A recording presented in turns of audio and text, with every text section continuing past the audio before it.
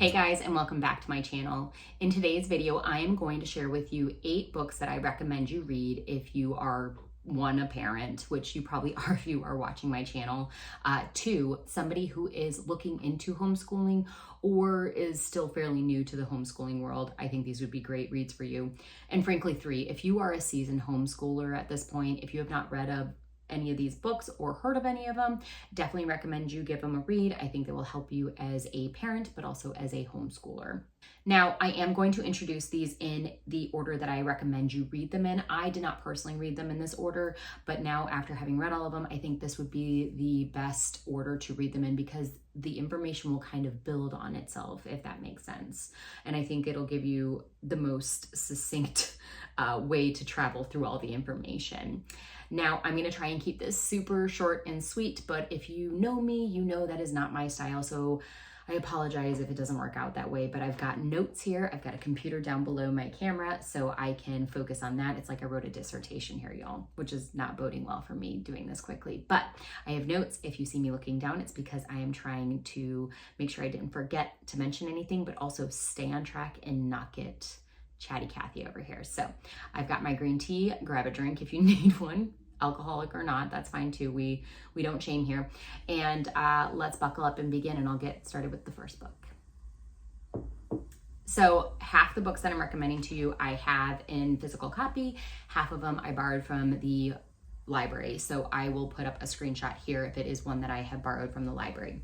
Now, this first one I do have in hand. It is called The Anxious Generation. I'm so sorry about that, Claire.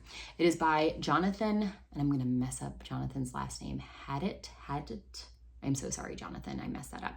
But great book just for parents. You do not have to be a homeschooler to read this book and get anything out of it. The subtitle is How the Great Rewiring of Childhood is Causing an Epidemic of Mental Illness. So essentially, Jonathan highlights and dives into the impact of smartphones, 24/7 access to internet and social media, and how that impacted Generation Z specifically.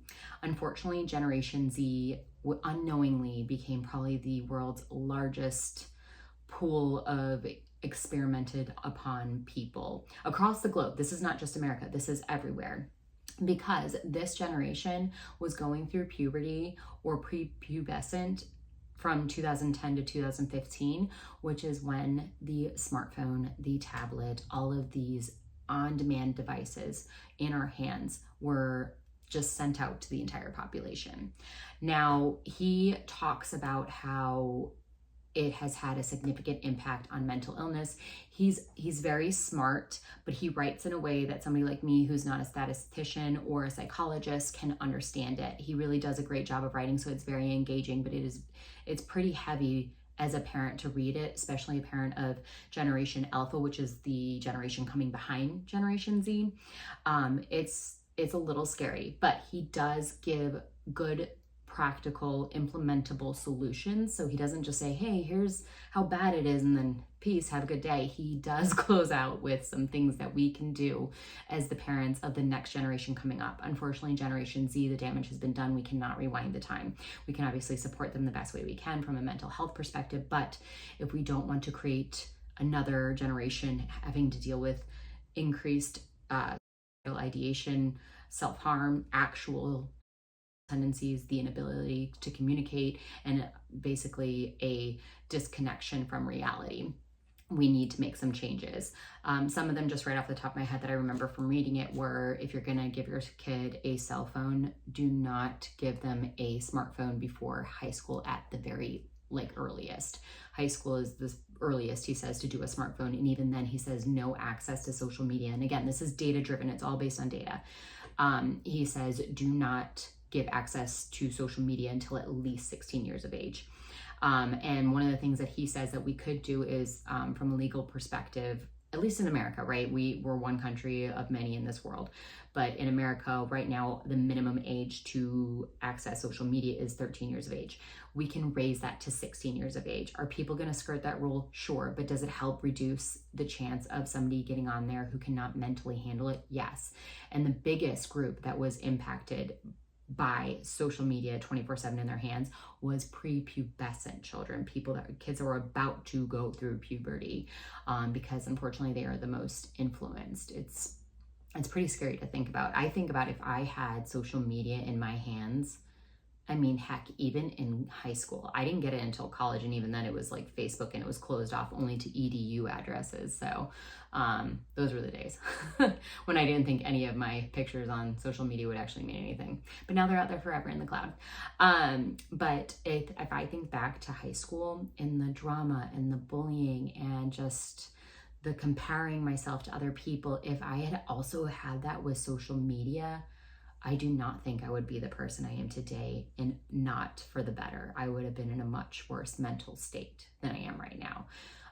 I feel for these kids, and I do not want my children to then go through that phase as well. So it's funny because I read this book, but my husband and I already discussed not getting our kids at least a smartphone until probably high school.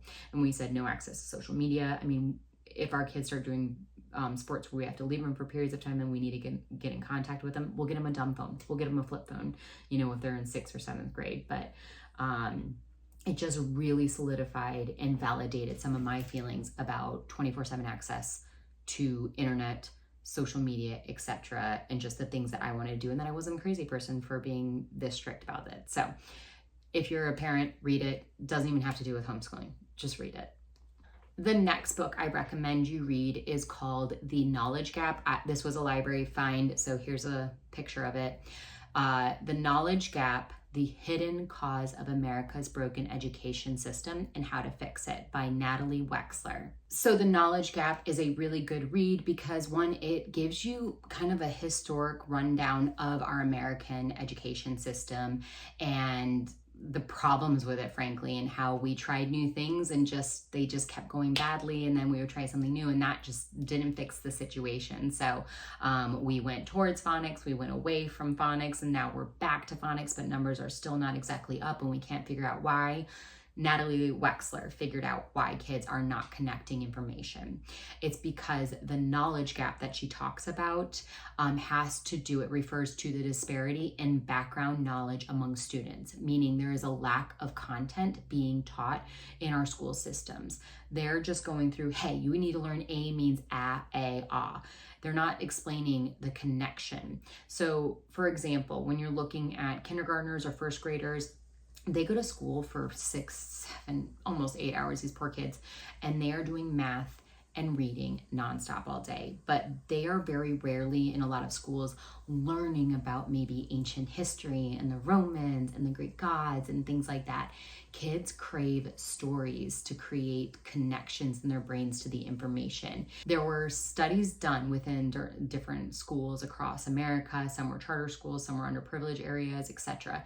And they showed that if the same curriculum was implemented alongside a content-rich curriculum, the students in that program versus the other one where they were just implementing the bare bones curriculum of reading and writing and math, these students over here were connecting, well, hey, because remember the Pharaoh X, Y, and Z did this, so I remember that. Their reading comprehension went through the roof. Their reading skills went through the roof. Their writing was so much better because there was content for them to connect it back to. So I thought this was a very eye-opening book. It talks about the history of our American education system, which is really good to know when you're in the current American education system. It obviously, the studies and the information points to content being so important to implement into your child's education. So as a homeschooler, keep that in mind.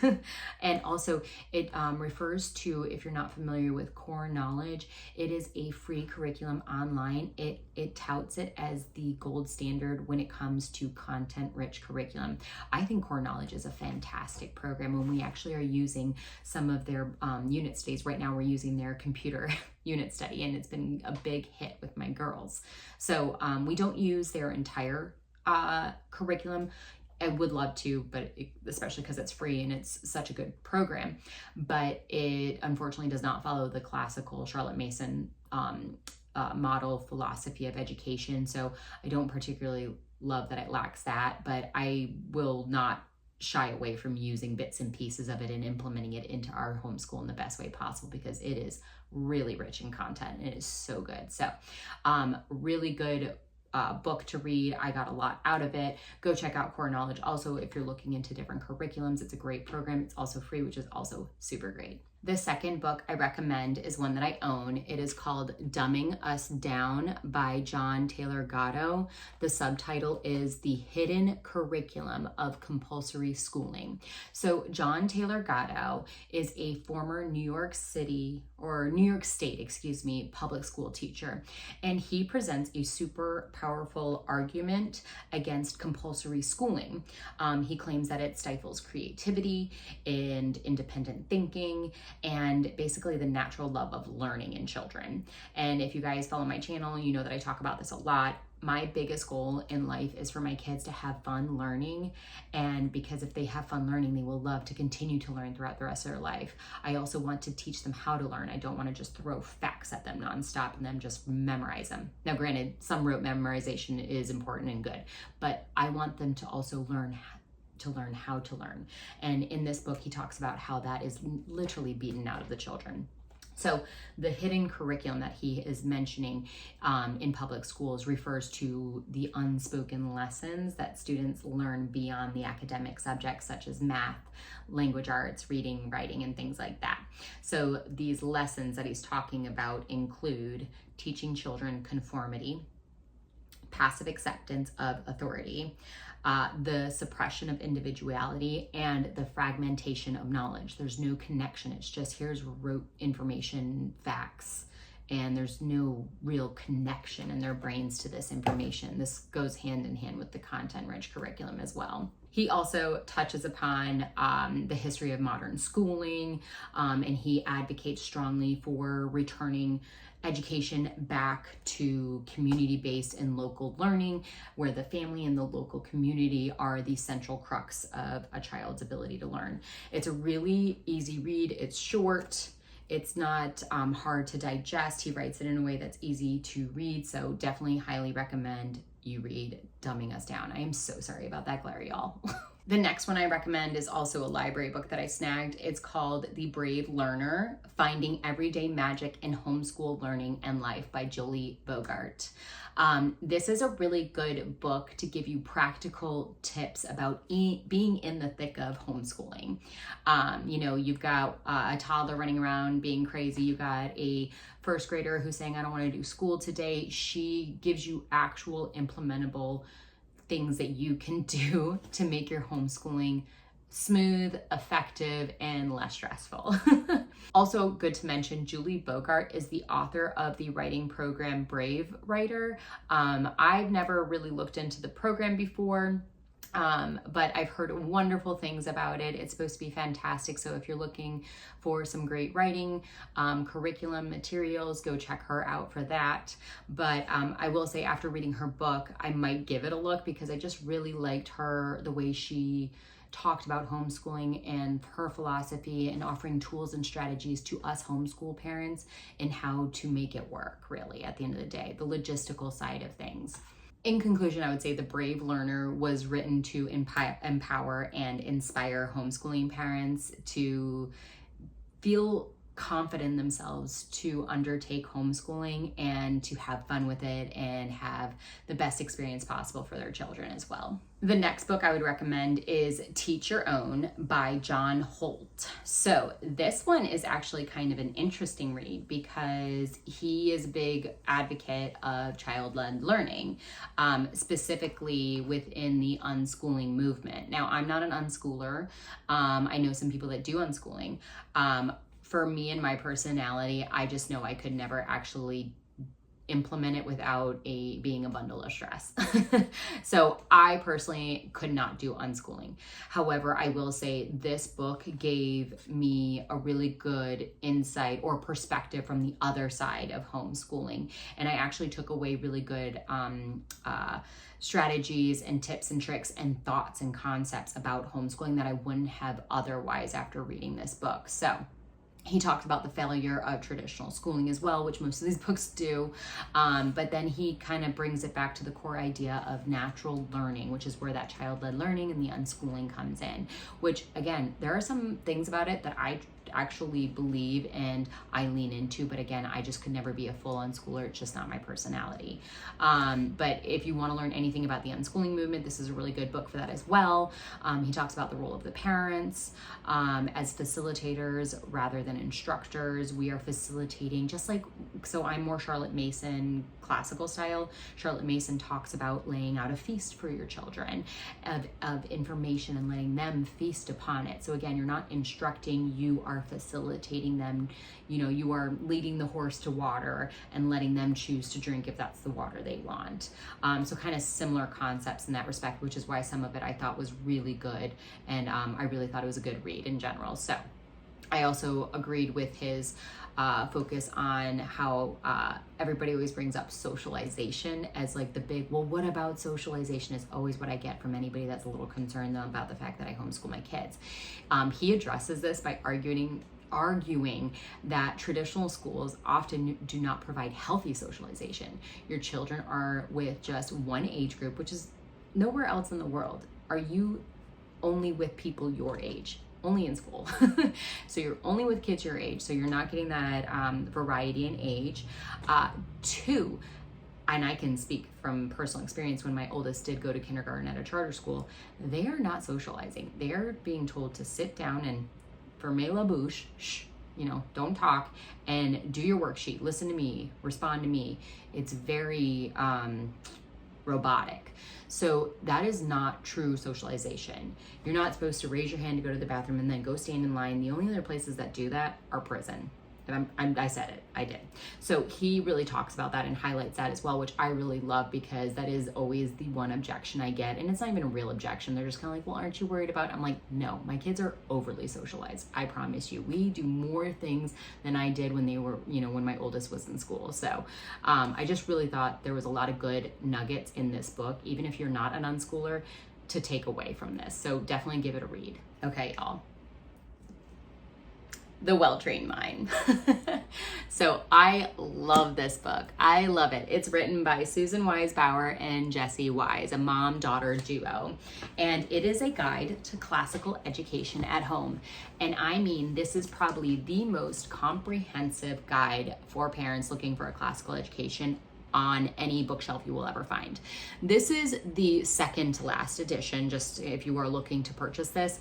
I would recommend, well, I don't know, I'm glad I have this edition. The most recent one they put out, their 5th edition, is everything that's in there, but then they took out the curriculum suggestions that they give at the end of every chapter. So if they're talking about math for grammar years, which is elementary school, they would say, here are the programs that we recommend, and they would do it at the end of the chapter and list out prices and ISBN numbers and things like that.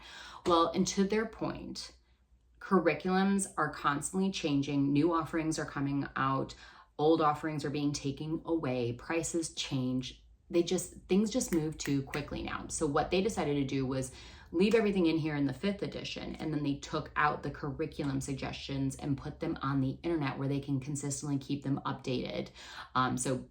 But with that, you have to pay a annual fee to be able to access those curriculum suggestions. But however, they will be up to date. You just have to pay for it every year if you want to look at it. So I don't think it's anything terrible. I think it's maybe $12 a year, or that's what it was last time I looked. I'm not too concerned about it because I feel pretty solid in at least the next couple of years of curriculum that I've chosen, or I'm looking to choose for my girls. Also, I kind of like this edition because it has the suggestions in there, but then I can go and look and find and figure out, hey, is it out of print? Do they not do that one anymore? That's fine. I'll go find something comparable. I'm okay doing my own research and not paying a yearly annual fee to access the online portion for the most recent edition. So that's neither here nor there. Sorry, that wasn't about the book. That was just about the logistics of the new edition. But this book If you're not familiar with the classical approach, it really focuses on the trivium. If you're not familiar with the trivium, it is grammar, logic, and rhetoric. And these are the 3 stages that your child goes through from a learning perspective. So grammar is your elementary years. It's the first 4 years, grade 1 through 4, about approximately. Everybody can kind of shift through different stages mentally at different times, of course. And you could be in the grammar stage for math, but then you could be in the rhetoric stage, middle school level for writing. So like you see, it kind of becomes a little wonky and arbitrary. But grammar is your elementary years, rhetoric is your middle school years, and then high school is logic is your middle school, and rhetoric is your high school years. So in grammar years, your mind's a sponge. You are really great with repetition. Your brain just wants to take all the information in. And this is absolutely true. It is a thing I've seen firsthand with my girls. Then the idea is that your ability to understand kind of starts to change as you move from the grammar years into the logic years, which is around 5th grade. And you're able to kind of start logicking and putting together and connecting that information you learned in the grammar years. And then it evolves even further from a developmental perspective when you move into the high school years, when you're rhetoric. So you're not only able to understand and remember the facts and put them together, but you're able to also speak, debate, and analyze and talk about this information. I believe those stages are fairly accurate. I'm not saying give or take a few years with each kid in different subjects, right? But I think overall, as a general rule of thumb, I think they are very accurate. Now, this whole book, if you are interested in the classical education, this is all you need. I'm not kidding. Literally, this thing is so thick. I've only read the first third of it because my kids are in kindergarten and 2nd grade, and that's talking about the grammar years. I did start sneaking ahead to the logic, aka the middle school years, and there's some stuff in the back that I kind of wanted to hop into and look at, but it basically tells you exactly what you need to do. It lays out curriculum for you, how you want to teach writing, how you want to teach reading, math, going through the different stages of history, so ancients, medieval, early modern, and then rotating that through two more times through middle school and high school. It's a wealth of knowledge, and it is written so well. You don't get bored reading it. You think you would because it's about classical education. I don't know, that sounds boring, but it's not. It's very interesting. So if you have not checked it out, definitely take a look at that. Even if you're not into classical education, get it from your library. Most libraries have this. I just think it's a good read because I think that Susan Weisbauer and Jessie Wise, Jessie Wise, are just very intellectually smart people. And I just like reading what they write, even if I don't necessarily agree with all of it, because as I mentioned before, I am a big Charlotte Mason classical fan too. So with that being said, I'm going to segue into my next book. So this guy is very thin, and it is such an easy read. It is called Charlotte Mason Education, a Homeschooling How-To Manual. So if you are a Charlotte Mason... Siri just talked to me. So if you are a Charlotte Mason classical, because I do believe Charlotte Mason is classical. Classical was around from the ancient Greeks and Romans, so before Charlotte Mason was living in the 1800s. But I think she put her own spin on it, and I agree with some of her differences that she kind of, navigates away from their specific suggestions in a well-trained mind. The reason this is a great book. So obviously, if you are interested in Charlotte Mason, you should read all of her volumes that she wrote specifically and authored. This one's by Catherine Levison, but the originals of Charlotte Mason's work are written in older English, and they can be a little tougher for some people to get through. So I would recommend, if you're like, ooh, I don't know about that, I want kind of a play-by-play, this is what I need to do, I would read this book because it's like the Spark Notes version. Here, I'm going to show you. So it's like, here, let me show you. For example, okay, so chapter 1, she talks about Charlotte Mason, but then in chapter 4, she goes into how to teach literature. It's just this. She provides curriculum suggestions too, as well, books to read, because it's very literature heavy. It's just so well done. And then look, poetry, you're moving on. So it's very succinct, it's very easy to read, and it allows it to be more implementable, I think, for some people, because I think Charlotte Mason can seem daunting from a philosophy to implement. They like what they read, but they're like, okay, but how do I implement it now? This is where I think this book is a great read. So I found this at the thrift store for 50 cents, but they definitely have it on Amazon. And I'll link everything down below that I can. But great book, definitely recommend it. And to piggyback off of that book, I also recommend reading Modern Miss Mason by Leah Bowden.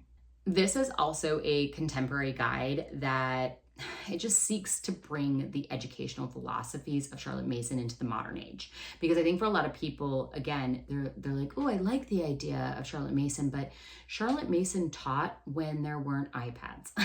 Is it bad if I want to incorporate a video link for our science or nature lesson or something like that?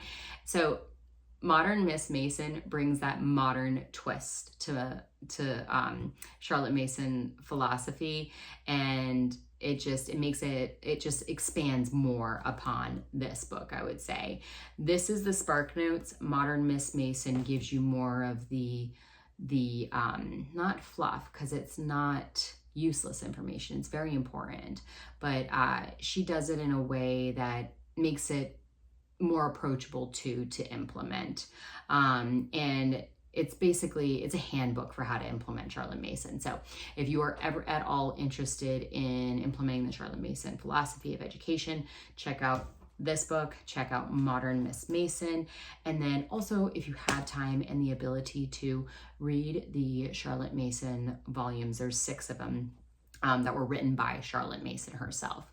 I actually believe if you go to AmblesideOnline.com, they have rewritten the volumes in more new English for people that are like, I literally can't wrap my brain around the old English that she's writing in. I need something a little bit more digestible. I'm fairly certain they have it on their website. And if they do, I'll link it down below, where you can go read them in more newer English and it's easier to read. Okay, guys, I hope that was super helpful. I really took time and care with cultivating this list for you. I've read a few more other books that I would still recommend, but these are the big ones that I would say really focus your time and effort on. If you can, read them in the order that I listed them. I think that's the best way to build upon the information that you would receive from them. If you have questions about anything that I talked about today, leave it down in the comments. I'll leave links down below as well.